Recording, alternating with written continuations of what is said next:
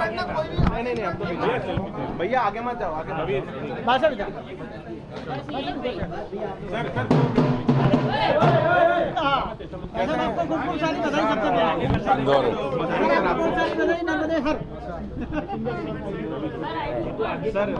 सबको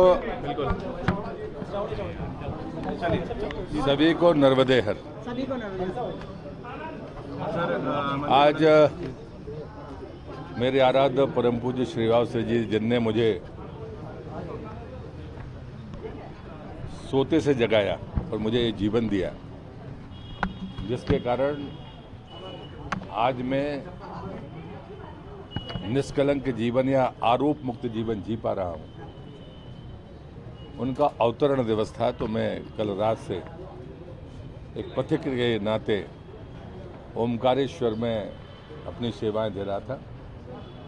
सपरिवार हूं, अपने उन सभी मित्रों के साथ जो मेरी तरह ही लहसुन प्याज का त्याग करके आहार का संयम लेकर सार्वजनिक जीवन में हैं।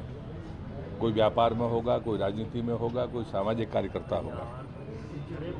वही चंद लोग जो मेरे आराध्य परम पूज्य श्री वावश्री जी कुछ दाने फेंक कर गए थे, वो आज वृक्ष बने हैं, उसमें एक मैं भी हूँ।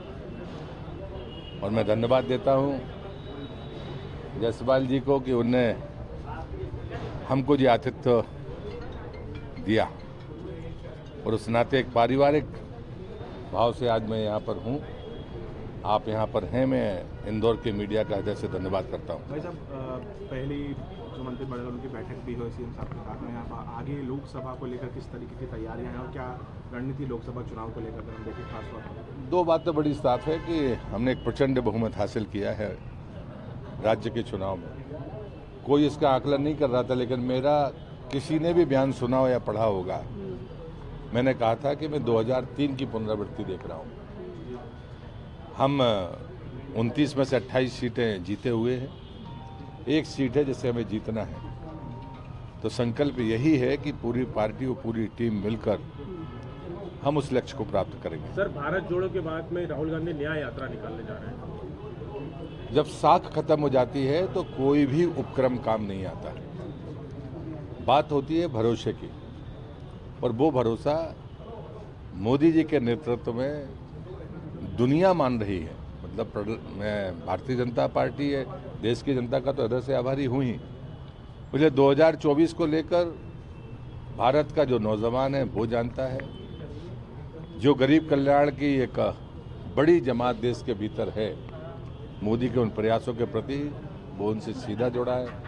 महिला सशक्तिकरण में जो काम मोदी सरकार ने किए हैं वो आज तक कोई नहीं कर सका, और मैं ये मानता हूँ ये काम हमारा रुकने वाला नहीं है। हम महिला सर्वोच्चता तक जाएंगे, हमारे बच्चों की ज़िंदगी हमसे बेहतर हो। और चौथी और अंतिम बात होती है कि जो हमारी अर्थव्यवस्था की रीढ़ की हड्डी किसान है, उसे उसके अनाज मेहनत का दाम भी सही मिले और सम्मान मिले। ये चीज़ें हैं जो हमें हमारे सामने विजन के रूप में है। उधर रोड मैप हमारा है और उस रोड मैप पर लोगों का भरोसा है। स्वामी प्रसाद मौर्य ने एक बार फिर बयान दिया, हिंदू धर्म को धंधा और धोखा बताया है। मुझे लगता है कि हम और आप सब उससे अपमानित होते हैं, और ये मजाक उड़ाने की इजाज़त आज़ादी के नाम पर जो मिली हुई है, हम सबको विचार करना पड़ेगा। केंद्रीय मंत्री के बाद में प्रदेश के कैबिनेट मंत्री का दायित्व आपको मिला हुआ है, किस तरह कार्य होगा गृह प्रदेश में? मुझे लगता है कि अनुभव का लाभ हमेशा मिलता है, और श्रद्धेय अटल बिहारी वाजपेयी जी की जन्म जयंती के दिन मैंने शपथ ली है। मेरे श्रद्धेय नेता मुझसे कहते थे, सदन के भीतर मर्यादित रहो, सार्वजनिक जीवन में अनुशासित रहो, और सदैव स्वराज के लिए काम करते रहो। मतलब आपका एक प्रिय विषय है नर्मदा जी, आप नर्मदा पुत्र के रूप में पहचाने जाते हैं, क्या होगा?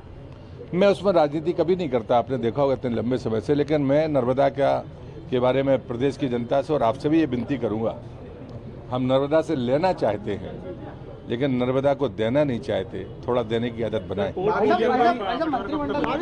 22 जनवरी को राम मंदिर का भव्य शुभारंभ होने वाला है वैसा, और आज अपन बाद में भी आएंगे, मिलेंगे, बात करेंगे।